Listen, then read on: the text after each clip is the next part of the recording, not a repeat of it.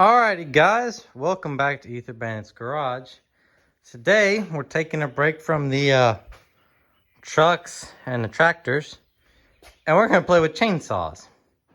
So I ordered from, this is Farmer Tech, a kit for a Husqvarna 288 XP. For those that don't know, that is an 88cc chainsaw that is a Chinese reproduction of a Husqvarna 288. Now this is technically a repair kit, but if you put all the pieces together, it is a whole chainsaw, and it is sold at a fraction of the price. Like, I paid $250 for this, where a OEM, like a brand new one, a 288, if you look them up, they're like $1,500. Now, with this saw, I also bought a 28-inch chainsaw bar, which this is 58 gauge chain. It's the thicker version, full chisel.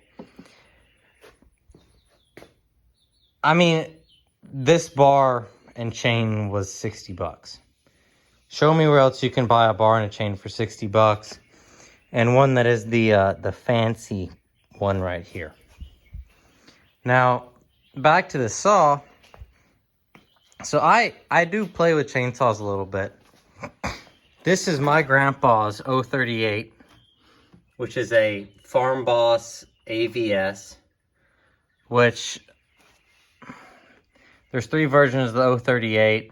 This was the medium, but it wasn't running right, and he couldn't get it to run, so he got a different saw.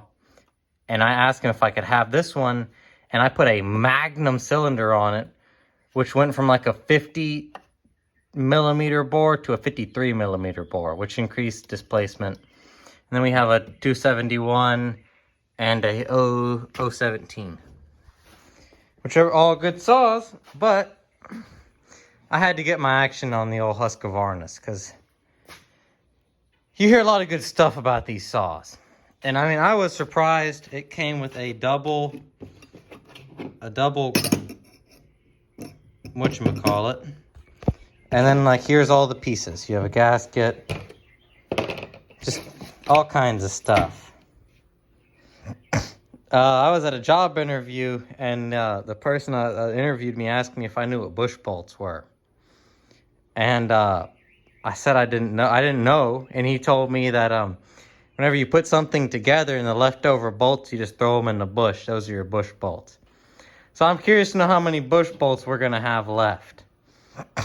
But I'm excited, and I just want to take y'all along for the ride on this whole deal. We'll see where it takes us. Hopefully we'll be cutting wood with it pretty soon. Okay. So first step is going to be, once we get our crankshaft in, which I just gently tapped it in there, we need to clean this gasket surface up.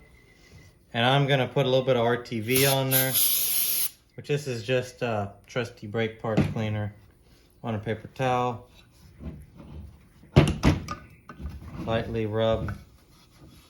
I mean, these parts are all pretty clean, but it never hurts just to be sure.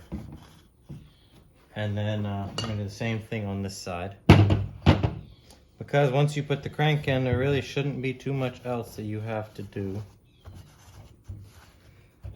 And then so for the RTV we're going to be using, it's going to be this Permatex The Right Stuff. I know that there's specific RTV that you can use. The Right Stuff is just, it's so good that I doubt anything's really going to make it past it. And we're just doing a very light coat because I do have a gasket, but nobody likes leaks on their brand new saw.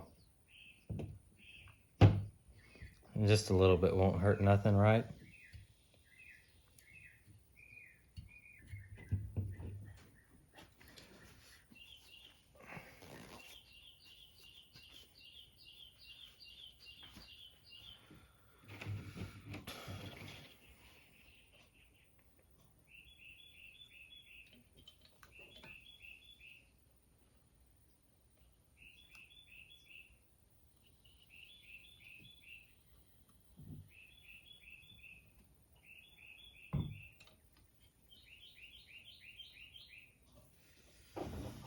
now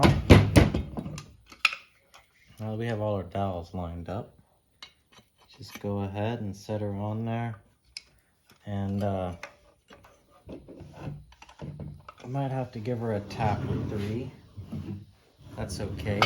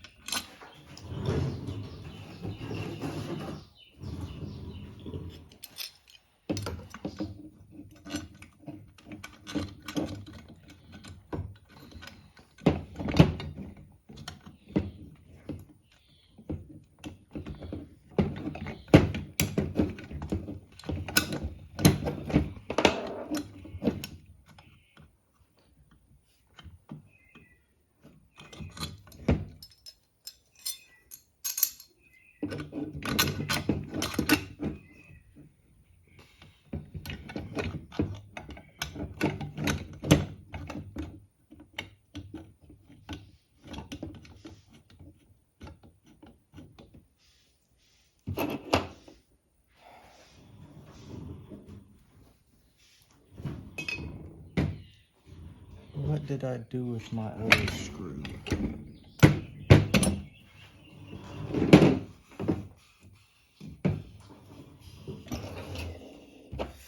Okay, here's our other screw.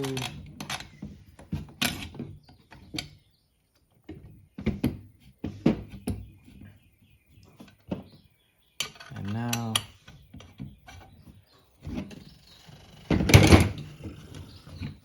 gotta get our screws in there. Granted, I need to get, well, I guess I could now tap this case on there a little bit more, now that we have everything lined up properly. I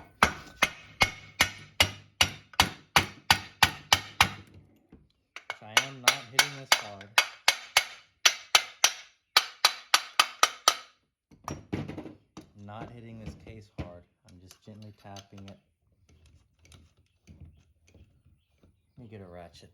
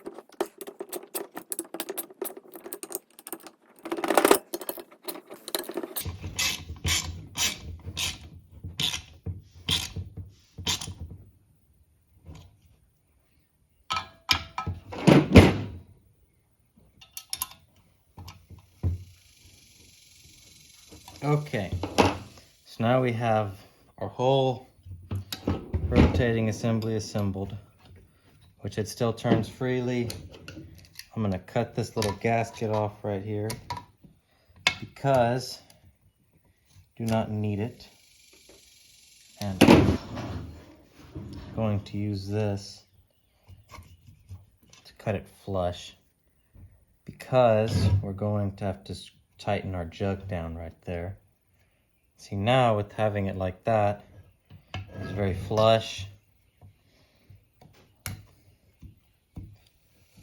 Okay, so that's good. And as you can tell, our piston rotating assembly still rotates pretty good. Yeah, very good. I'm gonna go ahead, just because we're here, put a drop or two of oil in this bearing. It won't hurt nothing. And now we can assemble our oiler, which is the oiler. You have your line, which you put your oiler pickup on it. And then that goes inside of the case, which that's inside your oiler.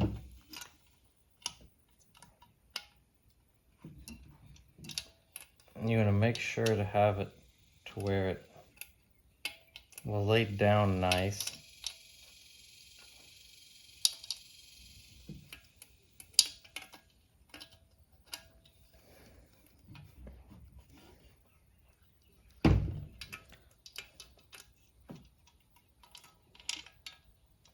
Okay, so you want to get it to lay down, sit like that real nice like. This has an O-ring around here that we should tighten, or I'm going to put a little bit of oil on because that oil never hurt nobody. And there's an O-ring here and there's an O-ring there, which that O-ring is this O-ring. I'm going to turn it over now, and it goes on there like so. And then we have our 3mm Allen head.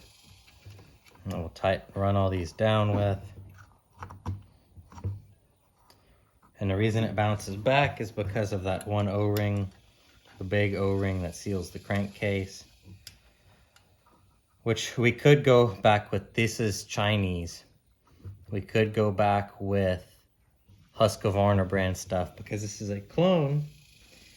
And this is actually a repair kit for an actual 288, meaning that any 288, this will come with every part you will need to rebuild your original one. But my thing is why would you do that whenever you can buy? It comes with everything for a whole new brand new saw. And my thing is if something breaks and it's Chinese, I can very easily go back with a Husqvarna branded part that's name brand. Like if this oiler goes bad, I can put a Husqvarna branded oiler on there. Like there is still a large aftermarket or a large following behind this saw. This is not some one-off Chinese chainsaw. But we're putting it together. And then, so I could, which I guess we can, why not? You take your sprocket, which we need to brake clean the oil out of this. Which in all reality, first time you get it hot, it's going to burn all the oil out of it. But there ain't no point in being, ain't no point in doing that since we're here. I'm gonna put a little bit of oil on this bearing because this bearing rides right here. That bearing rides right there.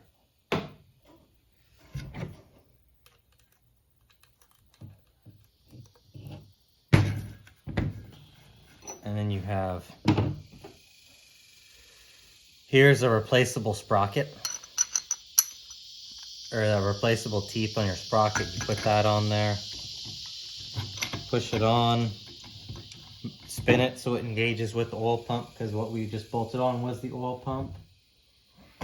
And then we brake clean the new clutch off, just to get all the oils off of it that it came with from the boat from China.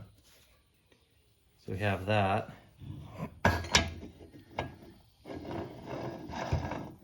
And this is left-hand thread.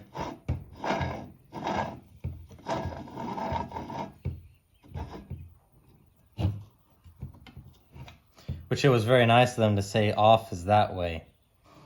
Because I would have assumed it was the proper way, but I saw those arrows and that pointed me to it being spinning the wrong direction, or left-hand threads. So now I just noticed there's a little bit of oxidation right there, which this isn't going to hurt it none, but I just want to run it over there. Clean off any highs. Which that just is probably from coming over from China. Oh well, I'm really not too upset about it. I knew what I was buying. So now, I wonder, yep. So that gives you, you get 2 roller bearings. One of them is for the clutch pilot, and the other one is for your rod bearing. Because you have your piston, which we are going to get our ring out. Which this piston only has 1 ring on it, which is no big deal. It's just 2-stroke, I guess. I mean, I've had a couple 2-strokes apart, but none of them like that. So, if you can't tell, we're just popping one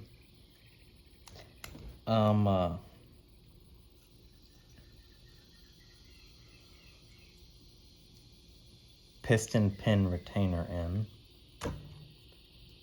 and it's not really working.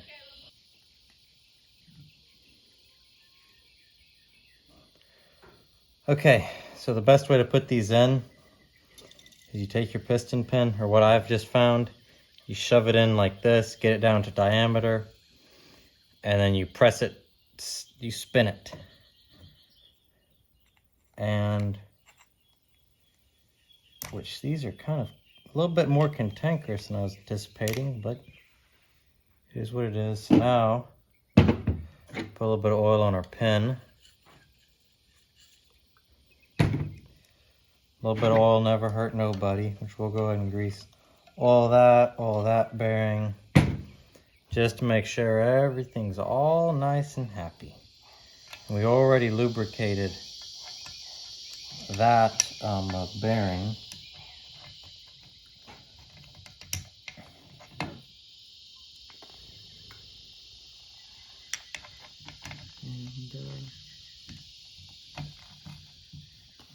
Push that in there. Okay, so I would imagine this side's going to be more difficult.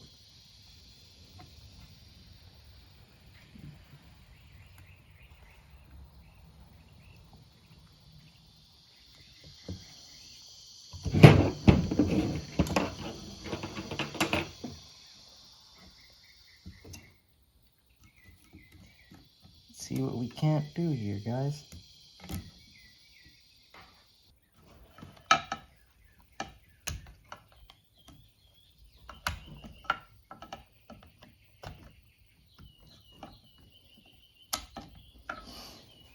Okay, and we got that one in too.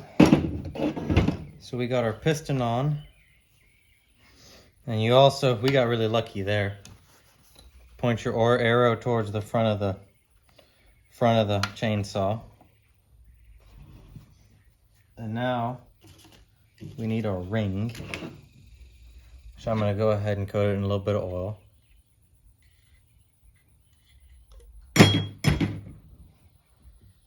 There's our oil.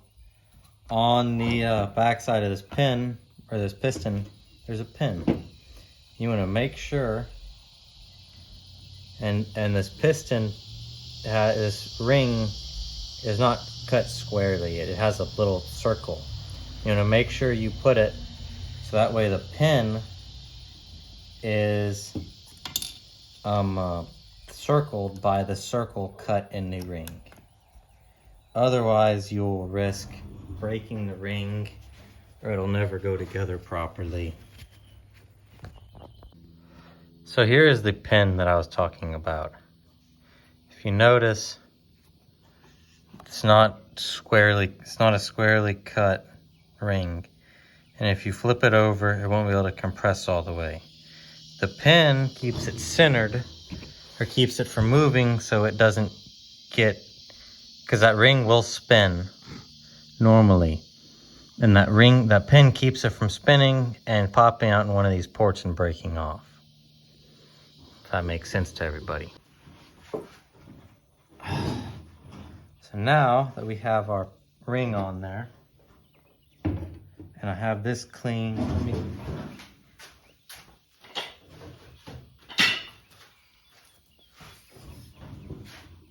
getting a new paper towel. We're going to clean this surface because this is a very important surface for the jug. And we're going to clean this as well. And there's a lot of people on YouTube, and myself included, that they give you a gasket. Farmer Tech gives you a gasket for this, but I'm not going to use it, and I'll tell you why. Because using it will space the jug out more than it could be, thus dropping compression. And personally, I want this saw to have as much horsepower as it can. And if by not putting a gasket there and using some RTV, guess what I'm gonna do? Which you can use the gasket or whatever, but I tell you, I have put a different jug on my 038. She's still humming pretty strong these days. I just saw there was a sale on these. Figured it would make a pretty cool YouTube video. Now, the trick is to put oil on the piston or jug without putting oil on our clean surface.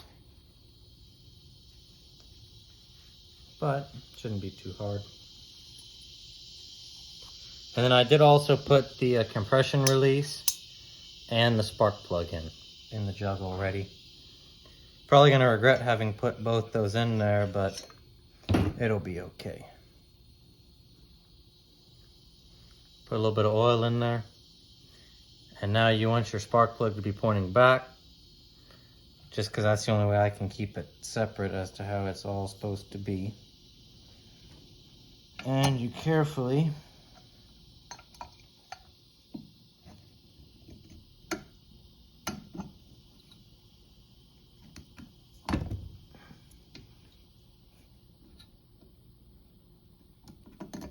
which you could use a ring compressor, but I like to do stuff the hard way with my hands. So that's what we're gonna do.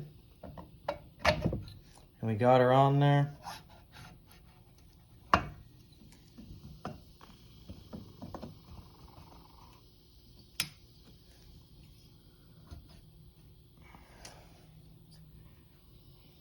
And there we go. Which I do have the compression release in. Hopefully it'll help. I'm assuming these really big bolts will tighten the jug down. Maybe, my other idea with this is maybe one day I can get into teaching myself how to port a saw. And if I do that, then I could share it with y'all. If that makes any sense.